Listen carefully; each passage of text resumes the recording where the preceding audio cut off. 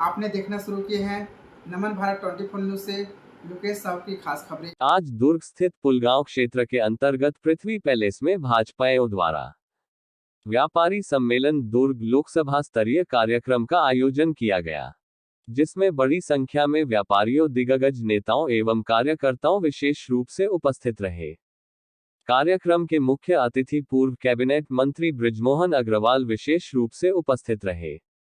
अग्रवाल ने अपने उद्बोधन में कहा कि कार्यक्रम का मूल उद्देश्य संगठनों को मजबूत करने के अलावा आने वाले विधानसभा एवं लोकसभा चुनाव के मद्देनजर साथ ही केंद्र के मोदी सरकार द्वारा 9 वर्षों के विकास कार्यों एवं जनकल्याण योजनाओं को घर घर जाकर लोगों के बीच केंद्र सरकार के योजनाओं को अवगत कराना और राज्य के भूपेश सरकार द्वारा अपनी चुनावी घोषणा पत्र के अनुरूप शराबबंदी को लेकर छत्तीसगढ़ के भोले भाले लोगों को झूठी आश्वासन देना और अपने 4 वर्ष 6 माह के कार्यकाल में अपने वादे में खरा नहीं उतरना, साथ ही शराब, कोयले जैसे कई घोटाले के मामले को लेकर घर घर जाकर क्षेत्र के जनता को अवगत कराना है, ताकि इस बार भोले भाले किसान एवं मजदूर वर्ग के लोग इस लबरा सरकार के झांसे में न आए।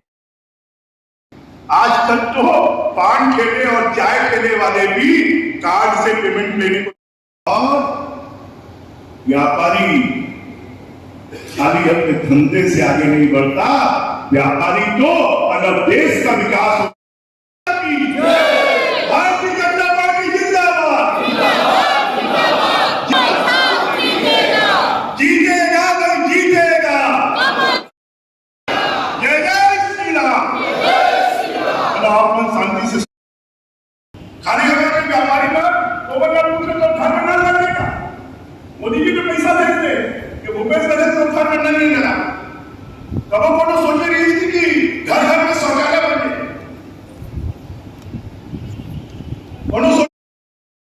कि व्यापारी मान के भी बीमा की व्यवस्था मोदी जी करे। तू योजना है लघु व्यापारी मानधन योजना और मेगा पेंशन योजना कि जो व्यापारी के 60 साल से ऊपर है वो अगर हर महीने या साल में कुछ पैसा जमा कराई तो 60 साल के ऊपर होए के बाद 3,000 रुपये पेंशन। ऐसे जो योजना व्यापारी वर्ग के खाते हैं, ये योजना मतलब नहीं कि हमें तो व्यापारी मतलब बता सकते हैं, जो ठेके वाले, पोखरा वाले, किराना दुकान वाले, गरीब व्यापारी वाले, वो मतलब बताए तो तो कुछ नहीं करना। 12 रुपया महीना लगी या 20 रुपया महीना लगी और अगर मृत्यु हो जाए या बीमार हो जाए तो 2 लाख 8 लाख रुपया मिलेगी। ये बात आपको बताएंगे लोग। अगर ये बात व्यापारी वर्ग के बीमा होते ये अगर बताए जाए तो उसके माध्यम से अमन में लोगों वाला व्यापारी मतलब अपन साथ में जोड़ सकते हैं।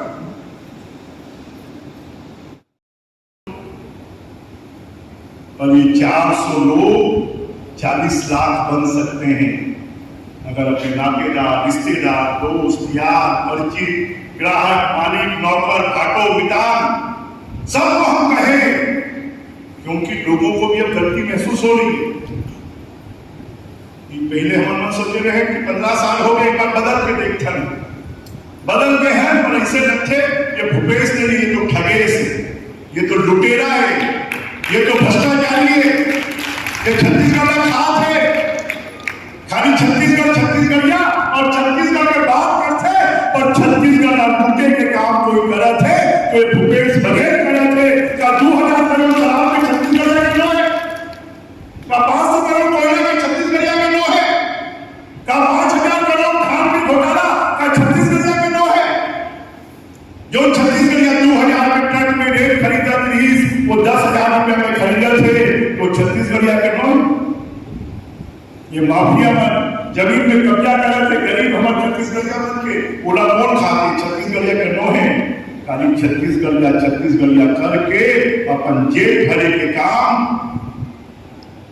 अरे भैया छत्तीसगढ़ वाले ने तो मुख्यमंत्री छत्तीसगढ़ के खातिर बनाए हैं, वो सोनिया अम्मा और प्रियंका दीदी और राहुल भैया के खातिर नहीं बनाए हैं कि ये यहाँ के पैसा ले जाकर वहां पर दे ऊपर बन के जेल था। छत्तीसगढ़ इंडिया बन गया बोले खातिर बहुत बात हमर बंदा अगर और हमर मन बोलत नहीं। अरे भैया मैं आया था एक भारतीय जनता पार्टी के पुराने कार्यकर्ता बन के सम्मेलन से नागपुर ग्रामीण की, तो सब बात समझ के पैसा भैया ऐसे हो जाएगी ना तो हमारी सरकार बने, ऐसे हो जाएगी तो हमारी सरकार बने। अब ऐसे हो जाएगी नहीं, हमारी सरकार जो 15 साल में काम करे है, जो मोदी जी जो काम ना करे थे और भूपेश बघेल जो लूटे के काम करे थे, ये तीनों चीज ना हमरा जाके जनता के बीच में बताना है। और मैं विश्वास के साथ कहता हूं कि अगर जाके बताऊं ना तो आज कोई भी सुखी नहीं है।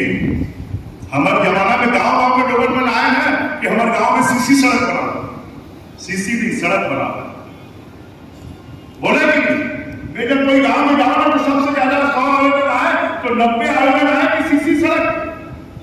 आज कोनो गांव में कोनो सड़क बना थे, बिजली मिला थे, पानी मिला थे, स्कूल की बिल्डिंग बना थे, सामुदायिक भवन बना थे, कॉलेज की बिल्डिंग बना थे, कोनो काम नहीं हुए थे। गड्ढा भरे खातिर पैसा नहीं है, हाँ जेल भरे खातिर पैसा है। जब एक पैसा सरकार के खजाना में जाना चाहिए, ऊपर से ज्यादा पैसा ये कांग्रेसिया बन के जेब में जाते हैं। और बोलो का काम हुए हैं तो 2500 रुपया के धान खरीद थे। तो भैया सड़क में कौन चलते, किसान चले कि नहीं चले? स्कूल में कौन पढ़ते, किसान के बच्चा पढ़े कि नहीं पढ़े? प्रधानमंत्री आवास कौन ना मिली, किसान ना मिली कि नहीं मिली? कॉलेज में कौन पढ़ी, किसान पढ़ी, किसान के बच्चा पढ़ी कि नहीं पढ़ी? 2.5 लाख रुपए में प्रधानमंत्री आवास मिली तो किसान ना मिली ना। यहाँ बहुत सारे किसान गांव गांव से आए, चलो हाथ खड़ा करके बताओ 1 लाख रुपए से ऊपर कतई घिमला मिला था, 1 लाख रुपए से ऊपर। अरे बता दे कोई मांग ही नहीं, तुम से चिंता मत करना। भिलाई में तो बहुत ड्रग माफिया पैदा हो, कोकीन, चरस, गांजा। अब आज का तो भिलाई एजुकेशन हब है और भिलाई में तो वो इंजेक्शन से जो नशा होते वो नशा यहाँ पे चला थे। हमारा आने वाला पीढ़ी ना कोई बर्बाद करा थे, जो भूपेश बघेल और दुर्गा बर्बाद करा थे। पैसा कमाएगा ड्रग माफिया ना आगे करा थे, ड्रग माफिया कौन बेचे थे? चलो बताओ, तो बीजेपी वाले मन बेचे थे क्या? ये कांग्रेसिया मन बेचे थे? हमारे पीढ़ी ना बर्बाद करा था। हमारे को एक बच्चा नर्सरी बन जाए तो पूरा परिवार बर्बाद हो गई। और हमारा छत्तीसगढ़ बर्बाद होने से बचाना है, हमारे पीढ़ी ना बर्बाद होने से बचाना है। और 15 साल में बीजेपी के कार्यकाल में जो काम हुए है वो आगे बढ़ाना है और मोदी जी की ताकत हाथ का मजबूत करना है। जो मोदी जी 9 साल में काम कर रहे वो और तेजी से छत्तीसगढ़ में लागू करना है। तो सब मिल के आज से संकल्प लेना है कि अब अपना घर घर जाना है, गली गली में जाना है, मोहल्ला मोहल्ला में जाना है, दाई भिखारी मन के पास जाना है, श्याम मन के पास जाना है, नौजवान मन के पास जाना है, मितान के पास जाना है, भाटों के पास जाना है, सगा संबंधी के पास जाना है, सास ला समझाना है, ससुर ला समझाना है, बहू ला समझाना है और सब ला समझा के 2023 और 24 में कमल फूल जिताना है। ये संकल्प अपना लेके जाना है। और जब हमारे व्यापारी समाज के मन मिलते हो, सब जब ये बात के संकल्प ले लो कि हमला रोज 10 आदमी ना कमल फूल ना वोट देकर तैयार करना। तैयार हो सब लोग? तैयार हो? तैयार हो? रही है, माफिया राज पैदा हो गया है। शराब माफिया, कोयला माफिया, जंगल माफिया, धान माफिया, जमीन माफिया, इन सब माफियाओं के कारण छत्तीसगढ़ में कानून व्यवस्था की स्थिति भी बर्बाद हो रही है और छत्तीसगढ़ का विकास रुक गया है। और छत्तीसगढ़ का अटल जी के सपनों का छत्तीसगढ़ बनाने का काम 15 सालों में जो बीजेपी की सरकार ने किया था, उसको फिर से आगे बढ़ाने के लिए 2023 के विधानसभा चुनाव में और 2024 के लोकसभा चुनाव में लोग फिर से भारतीय जनता पार्टी को जिताएं, इस बात का आह्वान कर रहे हैं। व्यापारी सम्मेलन, हाँ जी, व्यापारी सम्मेलन किया गया, जिससे व्यापारियों का क्या हित है और उसमें आगे कैसे बढ़ने के लिए जाते हैं? आज पूरे दुर्ग लोकसभा के अंतर्गत आने वाले पूरे व्यापारियों को साथ में बैठ के मोदी जी के 9 साल के कार्यकाल में जो योजनाएं आई हैं, जिस तरीके से व्यापारिक हित के काम किए गए हैं, वो सब हम लोगों के साथ बैठ के साझा किए गए हैं। और हम लोगों ने आज यहाँ पे संकल्प लिया है कि जो भी अच्छा काम व्यापारिक हित में हो रहा है और समाज के अंतिम व्यक्ति तक जा रहा है, उसको ले जाने का बीड़ा हम लोग पूरे व्यापारी भाइयों ने उठाया है। हम इसके तहत अपने व्यापारी पूरे समुदायों के साथ मिलके हम लोग एक एक अपने ग्राहकों तक, अपने स्टाफ तक, उनके परिवारों तक लेके जाएंगे और हम ये बताएंगे सबके मन मस्तिष्क में और दिलों में सिर्फ एक ही निशान होना चाहिए, वो होना चाहिए कमल निशान। सर जीएसटी की अपन बात करें तो इसको लेकर के कई बार भूल की स्थिति भी थी, अब लेकर के इसको सरलीकरण किया गया, तो इसका कैसे लाभ मिल रहा है और कैसे इसको व्यापारी वर्ग देखता है? देखिए, जब भी कोई नई चीज़ आती है, वो जो पहले प्रोसेस में होती है तो कहीं ना कहीं कठिनाइयों का दौर होता है। मैं ऐसा मान रहा हूँ कि आज 5 साल के उपरांत जीएसटी में जितने भी चीज़ें हम डिमांड कर रहे थे, कुछ वो पूरी हो गई हैं, कुछ होने की प्रक्रिया में है। लेकिन एक चीज़ों की बहुत संतुष्टि है कि हम लोग सही ट्रैक पे हैं। व्यापारी समुदाय हमेशा से एक ही चीज़ मांगता था कि हमें अपने व्यापार करने में आसानी हो, ऐसी कोई टैक्सेशन पॉलिसी लेके आई है जो जीएसटी के अंतर्गत आई भी है। लेकिन कुछ चीज़ें ऐसी रह गई हैं जो हमें ऐसा लगता है कि वो होनी चाहिए, लेकिन वो प्रक्रिया के तौर पे अपनाई जा रही है। इससे हम सब व्यापारी समुदाय खुश हैं और इसको लेके हम आशान्वित हैं कि आगे आने वाला समय जो है व्यापारी और समाज के हर व्यक्ति के लिए बहुत अच्छा सुधार होने चाहिए जिससे आप लोगों को लाभ मिलेगा, जिसकी भी आप बात कर रहे हैं। हम ये मानते हैं कि ईज़ ऑफ डूइंग बिजनेस होनी चाहिए। व्यापारी को व्यापार करने दीजिए।